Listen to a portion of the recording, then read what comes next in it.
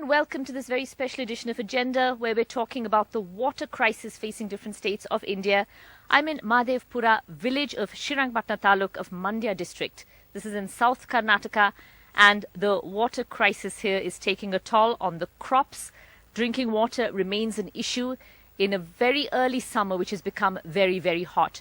Joining us on this show, Minister for Food and Civil Supplies of Karnataka, Mr. Dinesh Gundurao, and several concerned villagers as well.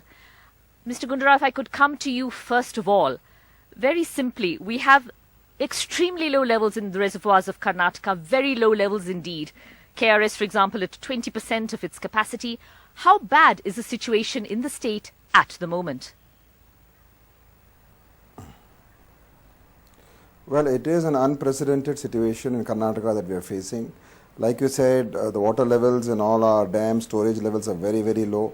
Even compared to last year also, when we had drought conditions, it's much lesser than even last year. So we are really, there are no storage in the dams, and rainfall has been badly hit. Agricultural crop has been badly hit. Both the Kharif and the Rabi season have been, in the Kharif season we declared about 137 talukas to be drought hit. In the Rabi season now we've already declared 62 talukas to be drought hit, and maybe more will get added on. There'll be another committee meeting taking place soon. So I think more talukas will get added on. So, we are facing an unprecedented crisis in terms of drinking water, crop loss, and, the government is doing its best to tackle the situation. And administration has been geared up to provide drinking water either through tankers or recharging the bore wells or drilling new bore wells. So, but the water levels also have shrunk. Groundwater levels also have shrunk. Many times we're not able to get water sources in so many places. So, it is really it's really a huge crisis that we are facing. And I think government of Karnataka, and we're hoping government of India also will step in with more funds, for us, to see that we somehow overcome this crisis, and hopefully we will get some rains. Exactly, rain's ultimate answer, of course. Yes, the government of Karnataka, one of the earliest to actually declare the drought situation. You're asking for help from the centre, as you said. How much do you hope that they will help with in terms of help for the state?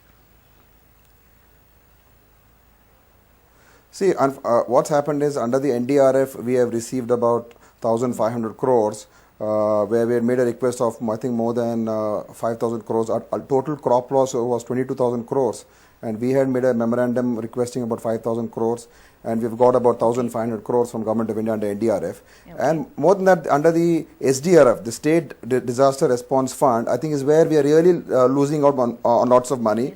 Because compared to other states, Karnataka is getting hardly anything in terms of what other states are getting.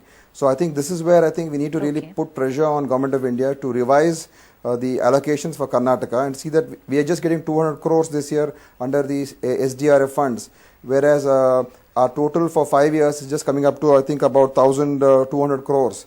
Whereas other states are getting 5,000 crores, 6,000 crores in the period of 5 years. So every year we're losing out 600, 800 crores. Yeah. So this is something I think we need to.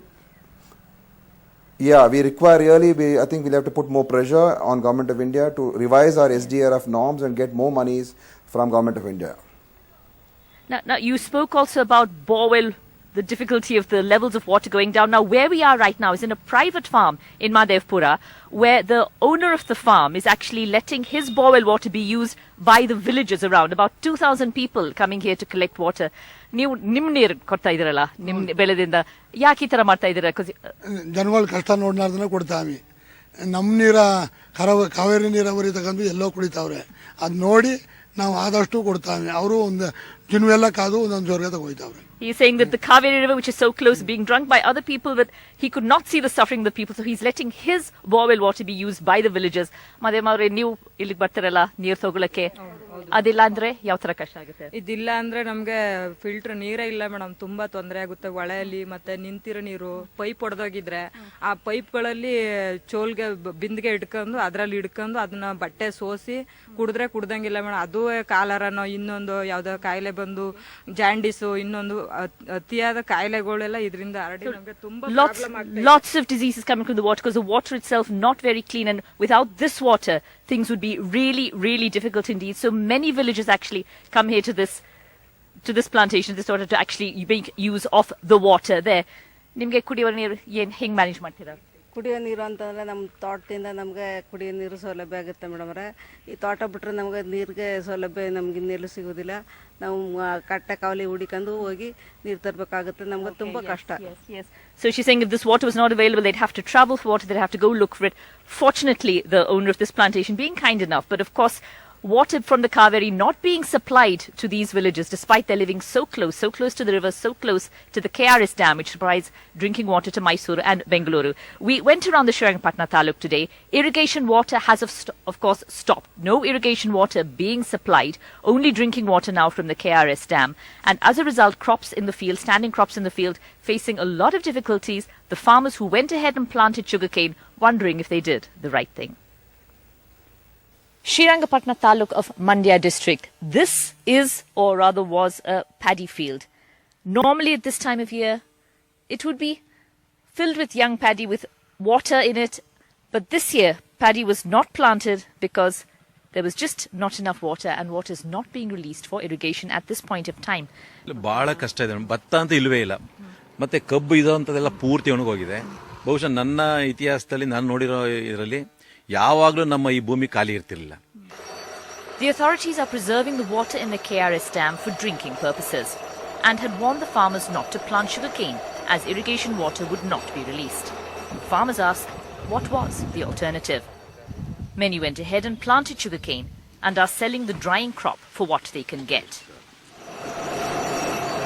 And an unusual sight, with no water for irrigation, the sinking of borewells. ಇದು 300 ಈಗ 200 ಆಗಿದೆ madam. ಇದ್ರೂ ಕೂಡ 300 ಹೊಡಿಬೇಕು ಅಂದ್ರೆ ನೀರಿಗೆ ಎಷ್ಟು problem ಇದೆ ಅಂತ. An acre of sugarcane that would yield 50 tons in a good year is yielding around 20 tons now. The blazing heat of early summer in Mandya district, with no water being released for irrigation, the crops are drying and dying in the field.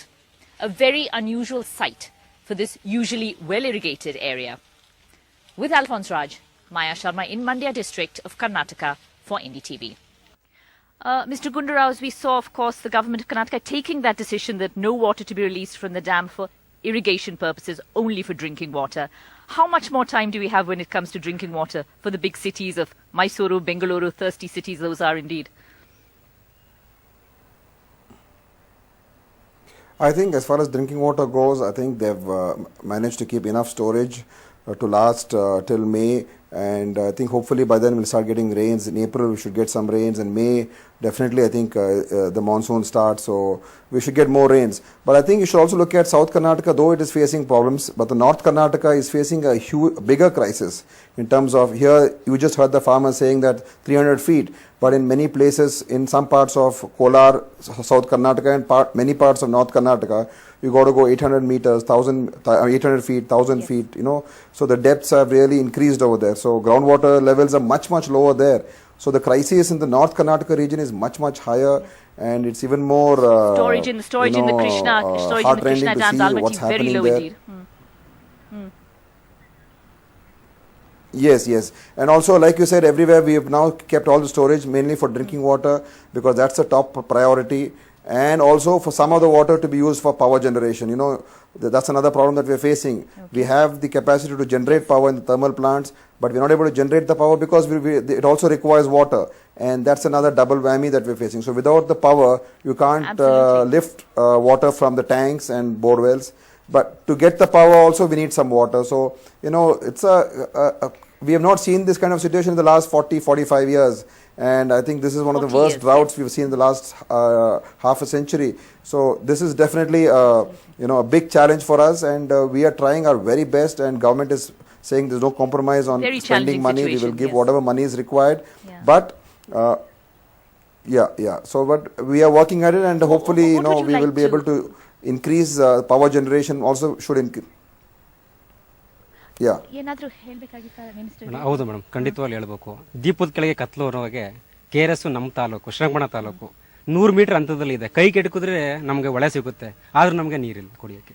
Living so close to the KRS dam but not getting water from the KRS, that's something I've heard from villagers around here. Mr. Gundarao, what would you like to tell the people here?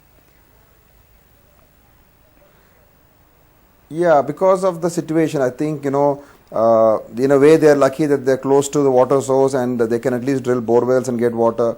There are many talukas where even that option is not available, and we are supplying water through tankers. Some of the villages, I think more than 400 villages today are being supplied water through tankers because there's no water source available at all. So yes, hopefully I think ultimately we need good rains. And we need to have some long-term solutions which, like we said, recharging our tanks and lakes and everything, and also be able to shift to drip irrigation and change the way we cultivate our crops, because these kind of things can repeat in the future. So we need to work on that. But immediately today the crisis on hand is drinking water, and that is what we are tackling to see that doesn't worsen. Yes. And also to also give power to the farmers. Plus, because exams are going on, Absolutely, school yes, children need yes. the power to study. So that's another thing that we are working on. So both those things, government is seriously, tackling it, and I think we should be able to manage it.